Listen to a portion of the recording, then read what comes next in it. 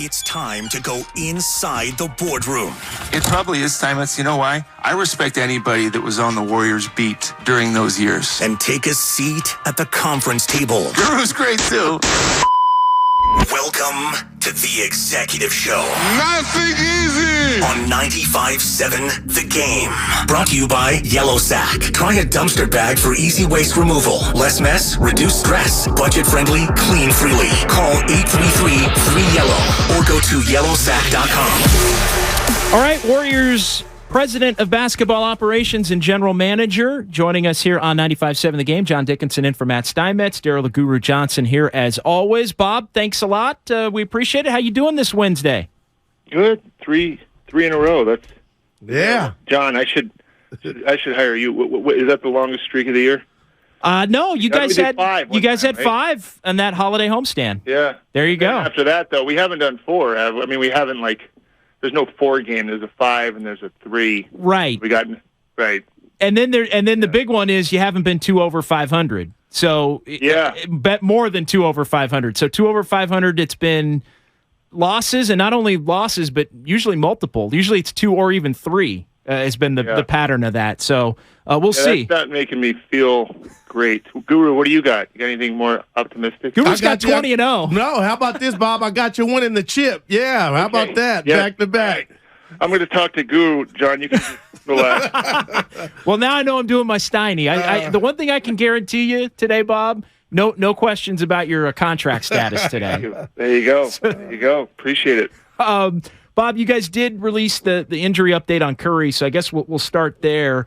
Making progress. I know it had been reported he scrimmaged with Santa Cruz. It looks like you guys confirmed the scrimmaging in what was released and said the return to play based on continued progress and full scrimmages and all of that after the last month. I know Woj had the report within the last 90 minutes or so before the team statement saying that there's optimism Steph can play on the road trip in LA, OKC, and Memphis coming up beginning on Sunday. Can you confirm that? Is there optimism? Is some point on that 3-game road trip on the table here for Steph's return? I mean, that's the hope, John. I think the reason why we can't give you more definitive information is that it is kind of predicated on how he feels. Can he get up to the workload? He's just started kind of some live stuff, 2-on-2, 3-on-3 stuff where he's getting out there and trying to feel contact again, get comfortable. He's been doing non-contact stuff for a while. But in these things, there isn't I know that it's assumed many times that we have an answer, and we don't give it. More often than not, it's we have to see, and each day evolves differently. How he feels after a big load day, we don't know how he comes in the next day. Even when I press our guys and say, when's Curry coming back? The smart and real answer is I got to see how he feels tomorrow. I got to see how he feels the next day. And so hopefully he is. That'd be great. But also, we certainly don't want him coming back, John, and then he's not ready. I mean, that would be a big mistake. So we want him back, and we want to keep him back. And so we want to make sure when he does come back, he's ready and ready to play and help us win. We need to win these games, and we don't want to come back where he's not fully ready to help. Bob, just a quick follow-up on that. I wonder always what constitutes full practice and scrimmages when you guys aren't practicing today, you got a back-to-back, and then an afternoon game in L.A. with Saturday to travel in between. How would he, in theory, get the full practice and scrimmages, or what would that look like to even evaluate how he comes out of that? How do you get that done, I guess, in the climate of all these games? So we played we had a practice. You get lost in this whole thing. I think Monday. Monday we practiced. So he was doing stuff on Monday. The issue is that finding a full go scrimmage is hard. But there was guys that don't play as much on our team. We have coaches that can still get up and down and do things. And there's forms of contact where kind of you're out there with a bag, or there's coaches kind of mimicking defense. So it's a loose term. I don't know if I can define it clearly what it is. There's certain times of the year where you are afforded more time because the calendar lines up. But at this point in the season, somebody told me we only have 5 practices left, which I haven't looked at based on our schedule. I don't know if that's accurate, but what the misconception of the NBA is, there's not a lot of practice time because there's 82 games, and more now than ever, there's a lot of load management. I know people hate that term, but it happens within the building too, where the numbers, the scientific data will say, look, this guy's running hot. He shouldn't go today.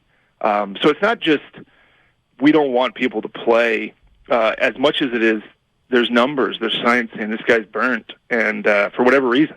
And that's kind of what we deal with in the building. Not just fans see it in the games, and I know nobody likes it. And trust me, we wish all our guys were playing just as much as they do because we want to win. But we got to listen to the health component of it. Bob, you always give us good stuff, man, and open up. And I'll never forget last year you said this to me, Bob, you didn't know what to expect from your team before the playoffs started. And lo and behold, you guys go and win it all. And last night, Coach Kerr, after the game, he had mentioned he feels like some chemistry and energy is forming. And I wanted to ask you, do you sense that as well? And can you make any parallels with last year at this time when you guys got kind of healthy and went on a run? Steve and I talked about that last night as far as what's the difference between last year and this year. I obviously, the beginning couldn't have been more different. The antithesis of an 18-2 start was the start this year. Not great. But we did have, John can fill in the blanks, but we had moments where we were 500 for a big chunk of our last part of the season, the last third. And then I think we finished with a few wins to finish the season. But it was choppy. And that doesn't give you great confidence. Curry was out at the end of last season. But we had at least formed an identity defensively, last year, which we've struggled to form this year. And I think what Steve is alluding to is that resilience, where last night what they put up 40 in the first quarter, and I think they put up 40 in the whole second half. And you watch your team in these moments and you evaluate how are they going to respond to a little adversity within a game. And watching that game last night, if you guys watched it, you'd see in the second quarter, there were times during this year where our team would let go of the rope, and that's just a fact. We'd be down, and for whatever reason, we couldn't turn it. And lately, we've been able to turn it in our favor, whether it was Minnesota or last night against Portland, where we've been able to impose some kind of defensive will rather than just trying to outscore our opponent. And I think that's what Steve might be referring to, because what we have learned in the last 10, 12 years, even when I was here with Mark Jackson, is you have to have a defensive identity. And we've always had that. And Steve, I think, helped our offensive identity. But we had the defensive identity going back 12 years, 2012, 13, 14, those years. We got to get that, and that's what we've struggled to grab this year. And if you look at the numbers show it. You watch the games, it shows it. But at least we're showing now a buckle-down mentality during the time of the game where we have to do that, and we've been able to do it. We got a big game tomorrow night. That's a big game against a good team, and then the next night a back-to-back against another opponent in the West. So if we were talking on Saturday, and I think, John, you do your show, you'll have a good sample size. Now, it won't likely be anything with Curry in it, but it'll be a little bit more than you have had after these last three that we've just played. Bob Myers joining us here on 95.7 The Game. He knows your show, JD. Yeah, I appreciate that. That's a good time, I think, if you're driving into the office to catch it on a Saturday. I know Raymond's been all over that in the past. He's always listening. Don't say this, say that. You know how all that goes. But are you, Bob, buying? I guess the follow to that for me would be not so much last year to this year, but the momentum this year, being different this time as opposed to, this 3-game winning streak versus, earlier in the year, even being shorthanded. Is there something different knowing that it's the end of the season with 20 to go and you're getting healthy? And, oh, by the way, you look up at the standings, as you mentioned with the Clipper game, and you're fifth and you're right there with a shot even at fourth, the game back at Phoenix.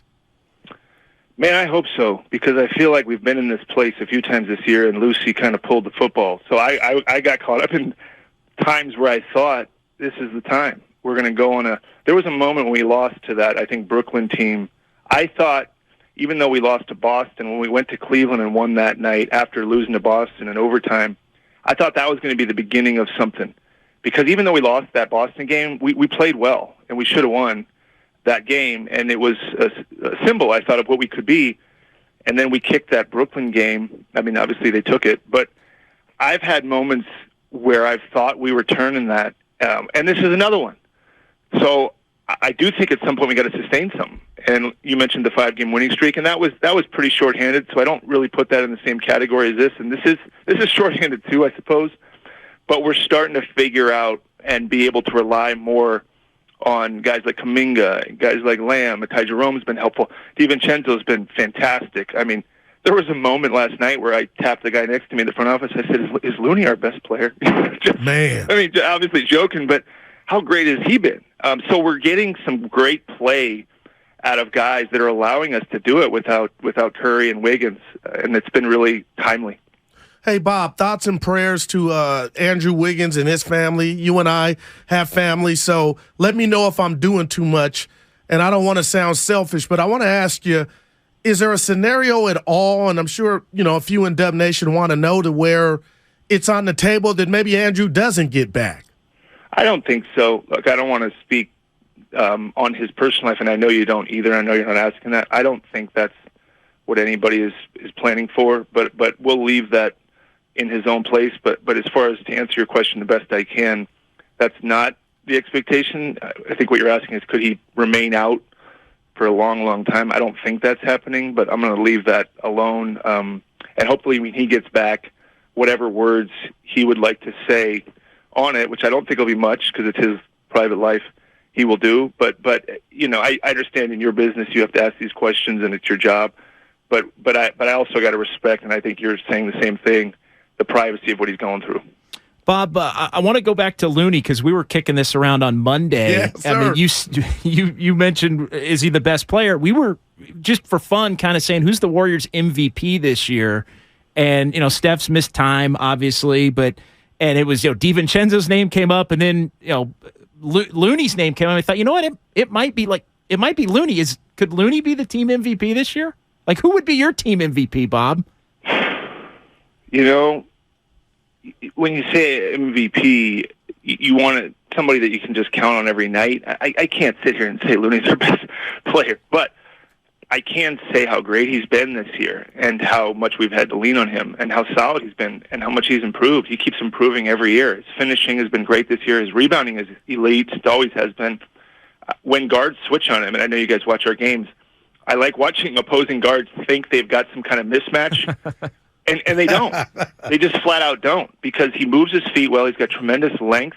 He's got tremendous wisdom. And he's going back to the times where Houston tried to do it in the playoffs with Harden.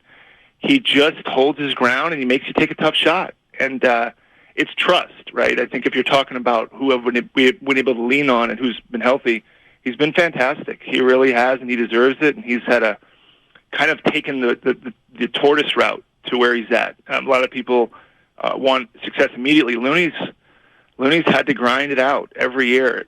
But he absolutely, I think, not that he didn't have before, the respect of his peers, the respect of his teammates has never been higher.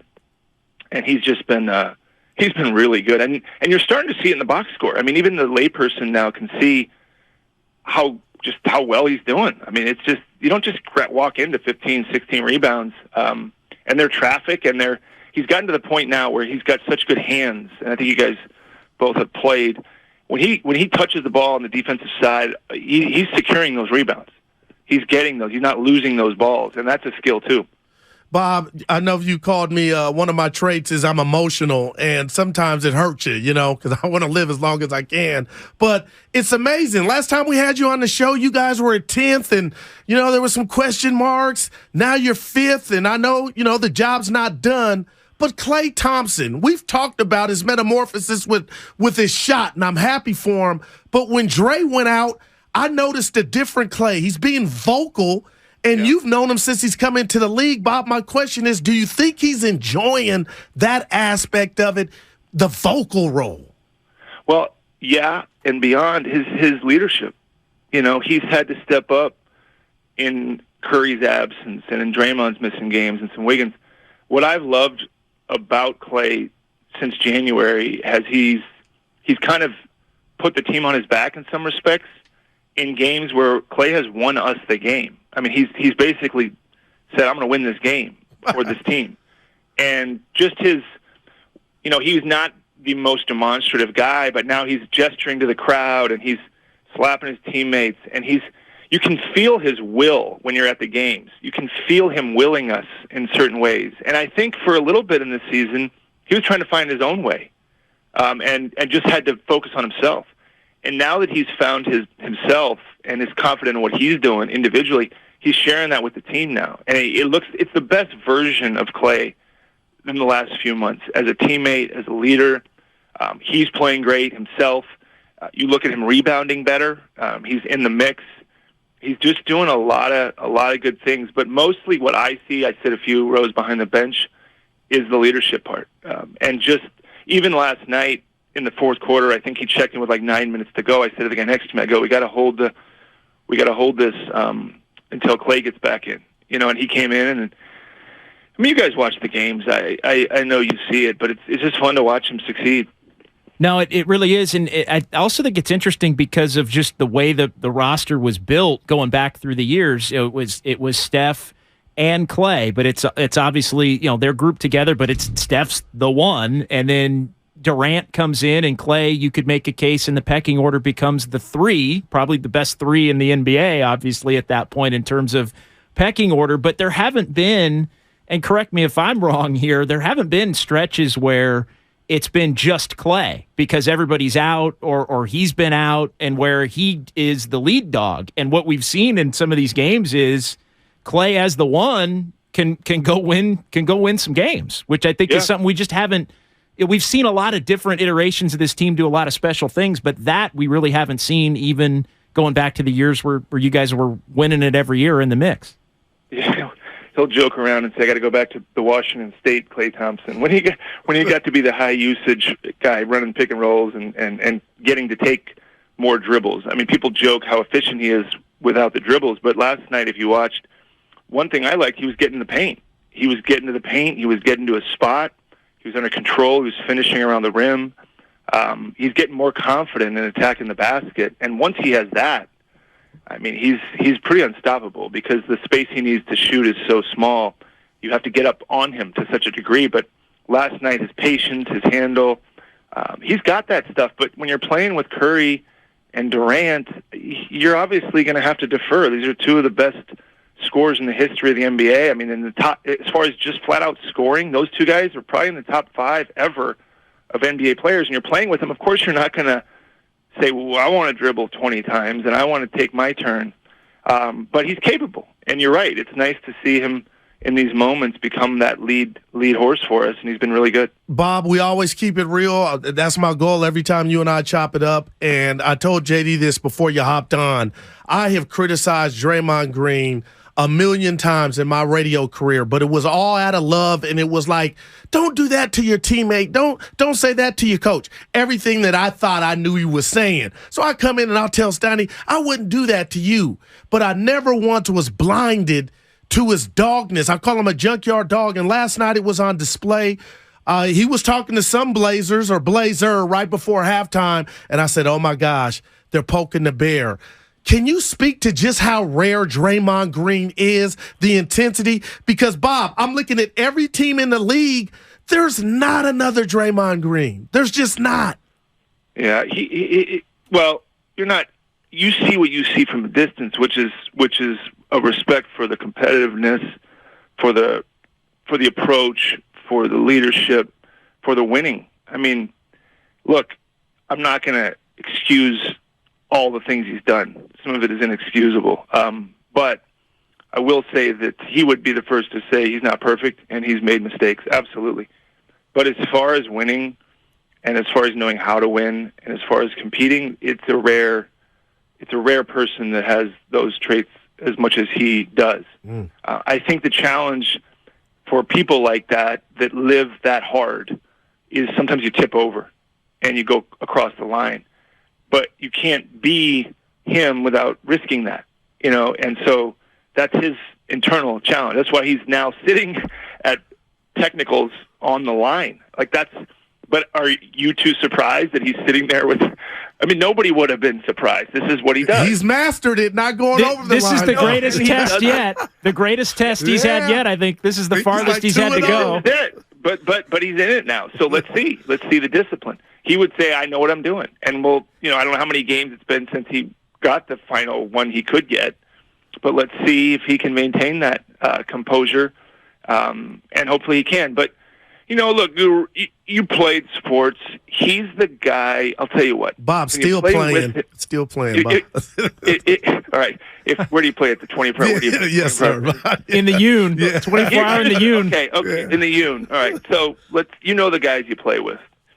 When you get to pick teams, here's how you would look at him. You'd probably pick him first. And you know why? You would look and you go, I don't want to deal with that guy on the other team. I didn't want my team. I don't want to deal with him.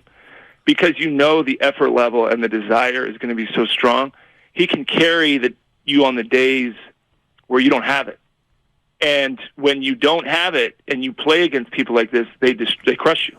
They sense it. They smell it out. They sense it and they just come after you. And so he's got this ability. He's won everywhere. He's going to keep winning. I don't think he knows how to lose. And when you win as much as he has, that's all you know. It's like playing hard. If all you do is play hard, you don't know how to not play hard. And if all you do is not play hard, you know how to play hard. So he's a unique guy. Obviously, he's been tremendous for the organization and done a lot of great things. And he's playing well. He's having a good year. And I hope we can get healthy as a team. And to answer what I think this team can do, same as last year, let's go to the playoffs healthy. And whatever happens, you accept it, good or bad. And I hope we get a chance to just be fully healthy. And I hope, honestly, every team does. That's why the playoffs are so great. You find out it's 7 games. Last year, it was interesting. People said, you guys, maybe shouldn't have won it or this or that. And I hear that too. And even if I'm being completely honest, I did not exactly expect that outcome. There's years where I thought it was going to happen. But I could also push back on that and say not one series was 7 games. So how bad was not one series went 7 games. And you go, the Warriors got a little. No. You don't get when you don't even get pushed to 7 games. Say, you played this team. It's not our fault who we play, but not one series to go 7 games tells you that was a pretty good run to the championship. So I don't know what will happen this year. Hopefully we stay healthy and we get a chance at it again. Bob, I love it. And speaking of playing, everything's on the internet. There's a video, Bob. You got anything to tell JD and I and the listeners? You warm it up, get loose. I tried to jog. It's pretty. It's not. You look people good, are Bob. watching that. People are watching that. I really am worried. Be worried. If there was nothing on, I would watch nothing. I'd watch like the old when the TV used to go dark. And they play the anthem, anything else but that. So no, I'm not. Okay. Journey just continues. checking. Yeah. Listen, Gil. When I get healthy, and I can play basketball, I will come play with wherever you're playing. Bob, I will not let you forget that. It's noted. Okay, let's do it. All right. But I'm not healthy. So Bob, I used to be Eddie Jones. He's ramping up. I'm more Mahorn now. Yeah, I told somebody asked me the other day. Maybe it was after that. They say getting close. I said, yeah. And Ritter walked by, and I go, put down year to year. Year to year. Not day to day. Year. We'll have an update in 2024 January. So whatever. Sounds good, Bob. Right. Thanks, man. Great stuff, man. We really appreciate it as always, and we'll talk to you again soon. And Steiny will be back to ask you about that contract in 2 weeks. Yeah, sounds good. Looking forward to that too. All right. Later, Bob Myers.